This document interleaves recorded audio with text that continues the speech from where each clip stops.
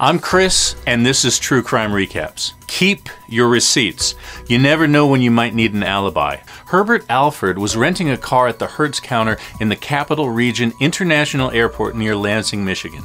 At the same time, about 20 minutes away, a 23-year-old named Michael Adams was running through the parking lot of a Lansing shopping plaza when he was shot once in the back and killed after an argument over 50 pounds of cannabis.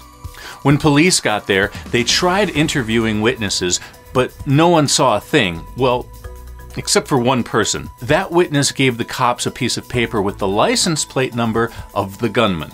He'd been driving a green 2002 Dodge Durango. It was registered to a person that Herbert had once lived with, and he had driven the car in the past. A police informant then pointed the finger at him as the doer. Later, he said the police offered him $1,500 to say Herbert was the guy.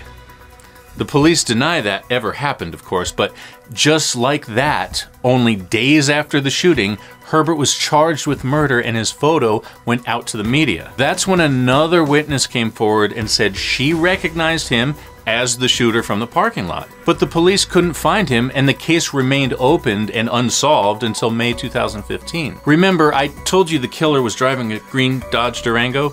Well, when the son of the car's registered owner was arrested on drug and gun charges, he decided to cut a deal and tell police where they could find Herbert. In exchange, he got 5 of his 6 felony charges dismissed. A few days later, they picked Herbert up in Detroit. Now, we know he was renting a car at the time, so justice would prevail and he wouldn't be convicted, right? Not so fast. Between June 2015 and November 2016, his lawyer sent Hertz 5 subpoenas and court orders asking them to produce the rental receipt that would exonerate his client.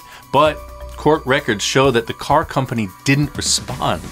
So the trial went ahead as planned.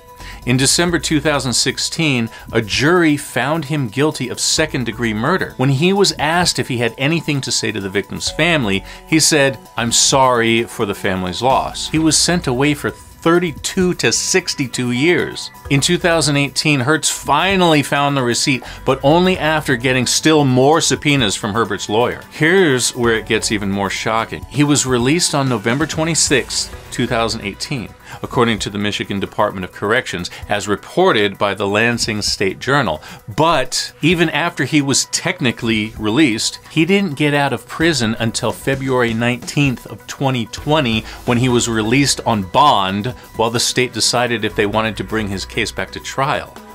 In December, the prosecutor decided that the rental receipt was a key piece of new evidence and they wouldn't be able to get a conviction if they tried him again, so they dismissed his case. Now he's suing Hertz for dragging their feet and ignoring requests for a receipt that would have saved him from going to prison. And what does Hertz have to say about all this? According to ABC News, their statement goes like this: "While we were unable to find the historic rental record from 2011 when it was requested in 2015, we continued our good faith efforts to locate it. With advances in data search in the years following, we were able to locate the rental record in 2018 and promptly provide it."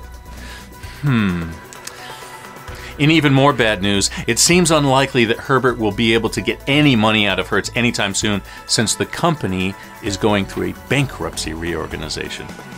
Meanwhile, Herbert says he does not forgive Hertz for letting him sit in jail for 5 years, but he does hope Lansing police catch Michael Adams' real shooter someday so his family can find peace and get some real closure this time. Thanks for spending some time with me today, and if you like getting all the crime in half the time, please hit like and subscribe. It only takes a second, but it means the world to us. Take care.